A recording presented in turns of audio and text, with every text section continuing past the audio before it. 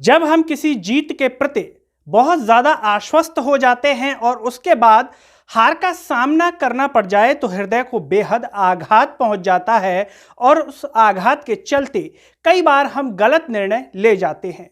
ऐसा ही एक आघात मध्य प्रदेश में देखने को मिल रहा है और वो आघात ऐसा लग रहा है कि मध्य प्रदेश की बीजेपी पार्टी को पहुंच गया है।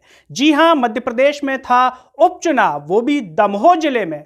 दमोह यानी कि उस बीजेपी के जीत के मोह को कहीं ना कहीं दमोह ने भंग कर दिया। इसके चलते एक घटना तो ऐसी सामने आ गई जो शायद इस दौर में दमोह के साथ नहीं होनी चाहिए थी, क्योंकि वो कहीं ना कहीं मानवता से जुड़ी हुई है। आखिर वो घटना क्या है, क्या चीज है, वो भी हम बताएं। और चुनाव परिणाम के बाद हार का जो ठिकरा है वो किस पर फोड़ा जा रहा है और किसको जिम्मेदार ठहराया जा रहा है, उस पर भी करेंगे हम बात।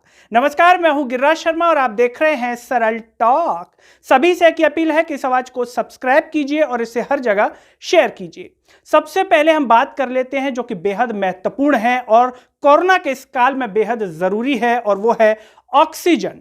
दमोह जिले को अप्रैल माह में 2 ऑक्सीजन प्लांट की मंजूरी मिल गई थी, रातों रात काम चालू भी हो गया था। लेकिन 6 मई को भोपाल से आदेश आ गया और दमोह जिले को केवल एक ही ऑक्सीजन प्लांट दिया गया। तो ऐसे में सवाल खड़ा होता है कि आखिर दमोह से एक ऑक्सीजन प्लांट क्यों वापस ले लिया गया?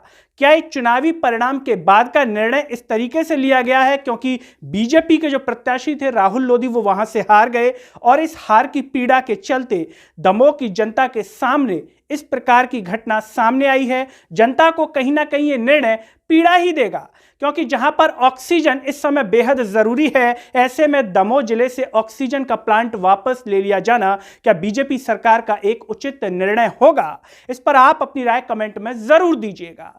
हार के बाद विश्लेषण भी होता है, चाहे वो कोई सी भी पार्टी आमतौर पर हारती हो।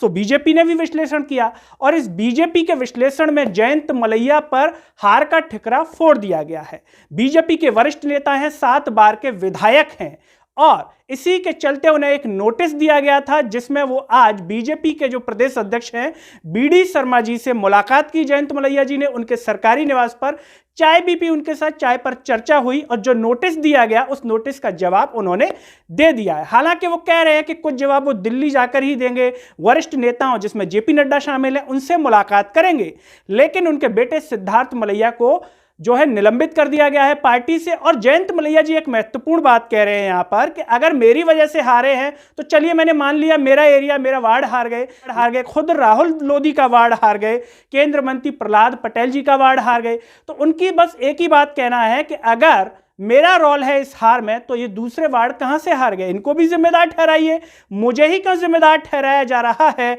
साफ तौर पर कहना है कि शिवराज जी तो हार की जिम्मेदारी लेंगे नहीं, तो हार का ठिकरा किसी पर तो फोड़ना था, सो मुझ पर फोड़ दिया।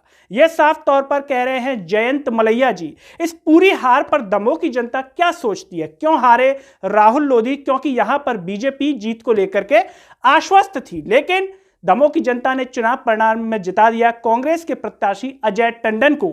अब जिता तो दिया है, लेकिन अजय टंडन जी की यहां पर जिम्मेदारी है कि कोरोना के इस काल में ऑक्सीजन प्लांट की व्यवस्था करवाएं या ऑक्सीजन की व्यवस्था करवाएं, जो भी दवाइयां हैं उनकी व्यवस्था करवाएं कि दमोह की जनता को पीड़ित ना होना पड़े, किसी भी प्रकार की समस्या का सामना ना करना पड़े, वरना आने वाले चुनाव में दमोह की जनता और भी किसी तरीके का परिणाम दे सकती है।